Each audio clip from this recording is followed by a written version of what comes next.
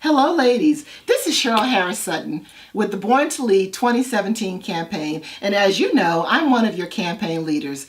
Today, I once again have the awesome privilege to introduce you to another phenomenal woman that's a part of this year's campaign. This woman is a full-time employee with Newport News Shipbuilding, where she works in the Information Technology Department. On top of that, she's also a full-time student studying information technology and cybersecurity. It might also interest you to know that she's a newlywed. This past August 20th to be exact, she celebrated her first wedding anniversary. And on top of all of that, she also recently began pursuing a role as an entrepreneur. In fact, in just a few short weeks in October, she'll celebrate her first year as an entrepreneur. So ladies, it is my privilege today to introduce you to Atia Jordan Stellmacher. Atia, welcome, and it's so great to have this opportunity to interview you today. Thank you, thank you. I am very excited about being here. Great. And I'm very excited about being interviewed and just to discuss a little bit about me and my career and getting into entrepreneurship.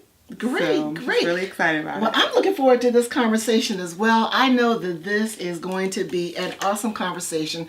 And ladies, I know that you are going to learn so much from what Atia has to share with us today.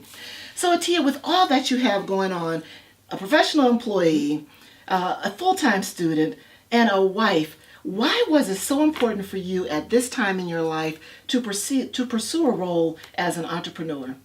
Well, for me, to pursue this endeavor, it was more so because I moved from Atlanta and started working here in Newport News. Okay. And just, it was more of a trying to meet new people, Okay. new ladies, just getting active in the community. And a friend of mine introduced me to the business and something that she does. And she said this would be a perfect opportunity for me to kind of get out of my comfort zone instead of just going to work, going to school, and just doing a daily routine of that. So she said this would probably be perfect for me. And I jumped right in, hit the ground running, and I love it. Great. And I can tell just by looking at you, you absolutely enjoy what you're doing, and you certainly represent your company well. And ladies, we'll talk a little bit more about the company that Atia represents, but trust me, she's representing this company very well. So Atia, I assume you really have to prioritize your life in order to be able to get all of these awesome activities in. So how do you keep yourself organized, prioritized, so that you can, in fact, dedicate the time you need to all of the various roles that you have? Well, for me, I had to just recently just learn time management. Okay. Because a lot of times, you're going your routine work, your school, and just some things get away from you. So one of the main things that I do now is I have a notebook for every single thing that I do. I write everything down. I mean, my day starts really early in the morning.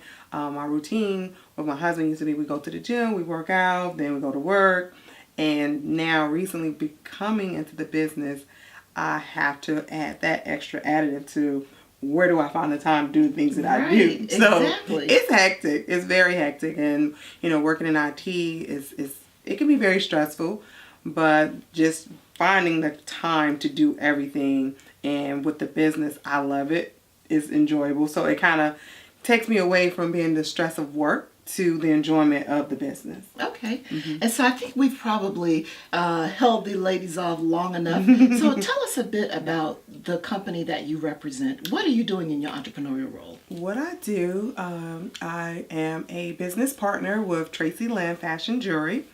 And some of you ladies may be familiar with it.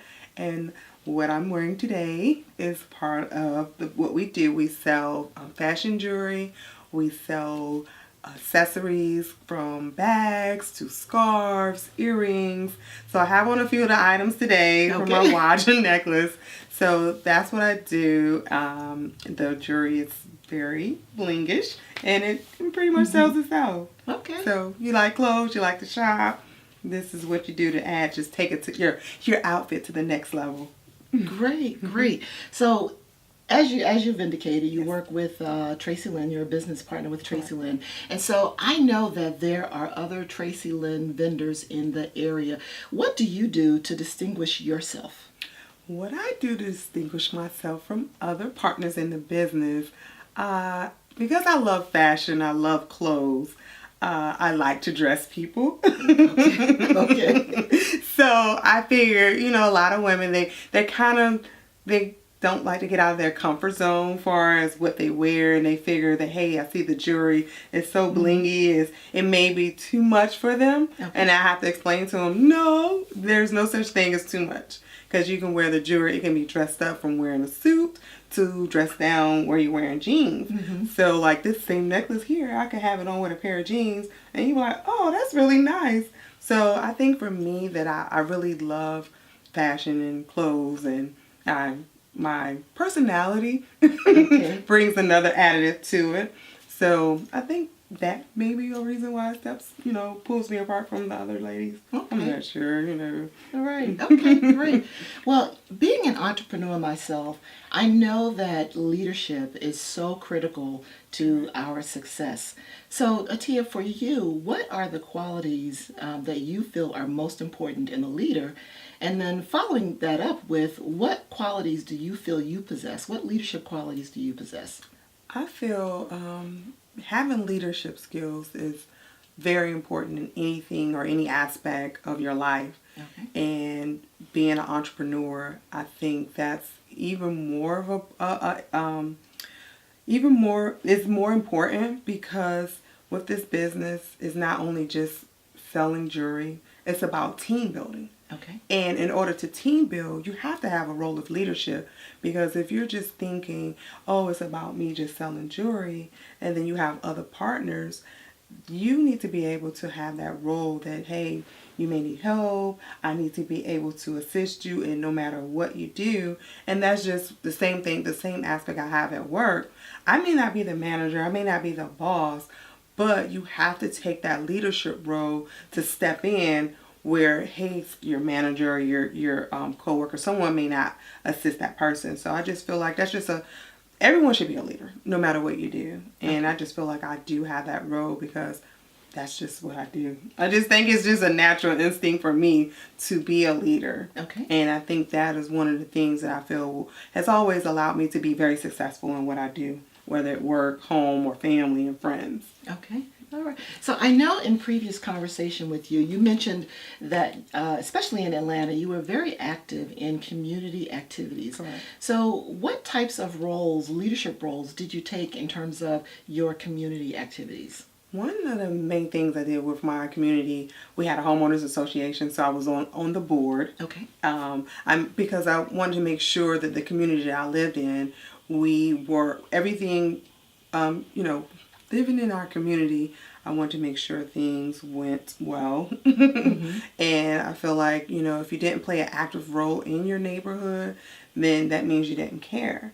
So for me to be a part of the board and going to board meetings, and even the meetings in the community when, hey, say if they wanted to expand the highway or encroach in your neighborhood, Right. if you weren't active, and there was no room for you to complain about it, because it's like you don't care. Right. So I feel like I care about my community.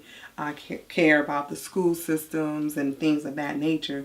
So that's just one of the things I felt like, even in Atlanta and even now here, getting involved with things that's going on in my neighborhood and my community. It's a very important role that you have to play your part. Okay, So. great, great. Play your part. Awesome, awesome. So in terms of looking at your professional career and even what you've experienced in this past year being an entrepreneur, what would you say has been your greatest challenge? What have you learned this past year from those challenges? The greatest challenge for me has been, one, becoming an entrepreneur has been learning how to be one. Okay. Learning how to run your business. I think one of the easiest things that has helped is I'm part of a big company, but I still have to learn how to run my own business. It's like what you put in it is what you get out of it. Right. And one thing that was key from the CEO, she said, stay in position. meaning, hey, if you don't put your time in, then you won't be able to get that back from it. Okay. All right. Okay, great. So I am also sure that you have had a number of mentors in your life that have helped you become the very successful woman that you are. So would you talk a bit about your mentors? How have they helped you? What lessons have you learned from mentors? I have two mentors. Number one, my mother. She's played an intricate part in the woman that I've become. Okay. She's always been there for me. She's always been supportive. One of the key things she's always said to me was, no matter what you do it, learn everything that you can, do your best at the job, no matter what the job is, because you can take that on to the next endeavor that you do. So Exactly. that's always been key to me. Growing up, I worked from junior high to high school. I worked in a hair salon, and my mentor, she was always hard on me, but she said the reason why she was so hard on me because she saw the potential in me from a little girl, and I used to think she was mean, but we're still friends to this day. And we always talk about it. She said, yeah, you were a little mean little girl, but you had that. I saw what was in you that you probably didn't see. And she said, I made sure I stayed on top of you to make sure that you became that woman that I knew you could be. So those are the two intricate people in my life that they were mentors that I say influenced the person that I am today. Okay. So it is so important for us as women in particular to make sure that we are mentoring other women. So how have you taken the mentorship that you've received, the experiences that you've gone through, how have you used that to mentor other women? For me, I know no matter what women or young ladies or young girls, I always try to speak positive Okay. to give back what was given to me. I feel like we as adults, we play a very major role in shaping the community of tomorrow. And right now, I know recently I've got with a few ladies, one thing that I really want to become active in is the YWCA. Okay. Because there's a lot of programs that are in for mentorship in different aspects from young women to adult women. So it's just something that I'm really trying to become passionate about here in Newport News, and that is just one of my major agendas to do as far as giving back to the community. Great. Awesome. Awesome. So Atia, before we close out today's interview, I'd love to have you leave a piece of advice with our women that are watching this interview. What would you say to a woman that is kind of on the fence regarding her leadership abilities, on the fence maybe even about pursuing an entrepreneurial role? What advice would you give them? One major advice I would give is never give up. Okay. Never sell yourself short. Always believe in everything that you can do, because you never know unless you just step out the box. Sometimes I have to tell myself that, even with, hey, I know things are going successful, everything is moving in the right direction, but you do run into obstacles. Exactly. And that's, to me, it's just a learning lesson that, hey, just because you run into an obstacle, that doesn't mean you need to stop and just throw your hands up and give up. It's just, hey, that's just another chapter in your life, a learning lesson to move on to the next adventure, as I say, in your life. Great. Awesome. Awesome. So, yeah. Fantastic advice to never give up. Never give up. Never give up. Awesome. So Tia, for ladies that would that have an interest in reaching out to you, they'd like to know more about you, how would they reach you? Well, the best way to reach me, the name is Atia Jordan Stellmacher. You can reach me, you can phone me. That's the easiest way. My number is 770-363-1854. Or you can visit my website, which is tracylynnjury.net/Atia, Atiya. Or you can find me on Facebook. My last name is Stellmacher, so you definitely won't find too many Atia Stellmachers out there. Okay. So Tia, in fact, why don't you spell Stellmacher for us so we Yes, can that make means sure we it's like find you. all the letters in the alphabet. When I tell my husband, it's STELLMACHER, And I always joke them because I always add at the end XYZ because it's so long. So yeah. It's definitely a little unusual. Yes, it is. It's long. So Tia, it truly has been my pleasure just to take a few minutes of your very busy schedule to have you come out and have us to spend some time talking together. I'm looking forward to getting to know more about you. And ladies, I'm sure you also enjoyed the conversation with Tia. Again, this is Cheryl Harris Sutton, and we hope you have an awesome rest of your day. Thank you. Have a good day.